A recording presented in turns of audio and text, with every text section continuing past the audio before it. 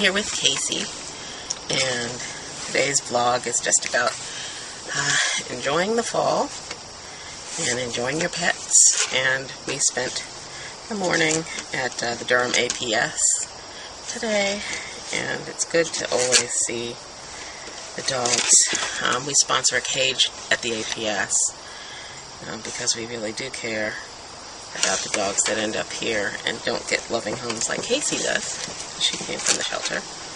And there are lots of pits there, and I feel badly when I see so many beautiful and well-behaved dogs. They're always temperament tested, and so they are just looking for good homes. And Casey certainly is now happy and spoiled and loves being cuddled like most pits. Most are butt-wiggling, happy, easy to please, and love to please kind of dogs. In other news, what the hell is going on with Don't Ask, Don't Tell? It really is kind of funny. You know, you'd never think that we'll be fighting an administration that's promised to end it so much. I mean, I blogged endlessly about it, but it just has been nagging me that we're so close, yet it seems that it could just slip through our fingers because we have an administration that believes that solely legislative repeal is the answer. And yes, it is an answer, but it is within his power to make the discharges stop now. And he's not taking advantage of that. I'm sure that there's a political motive, but you know what, it really doesn't help those who have been serving in silence and those who continue to be discharged. Making the argument that somehow our national security is compromised by keeping homosexuals in the military is ludicrous. I think it's laughable. I can't even imagine what some of our allied countries think of all of our machinations over here. That really is based only on some soap dropping in the shower fears of people over at the Pentagon. And I'm pretty sure it's a small subset at this point.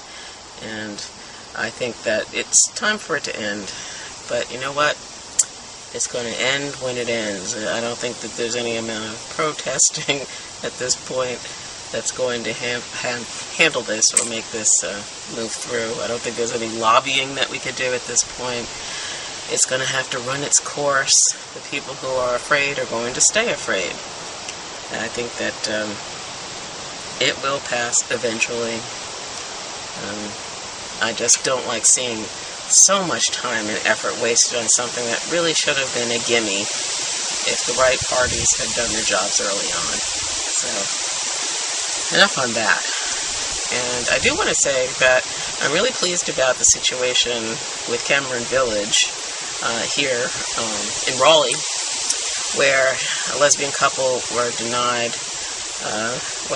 the ability to sit and actually have a chaste kiss because one security guard seemed to have a problem with it and didn't mind telling them that they needed to leave the complex for their affection being shown in public.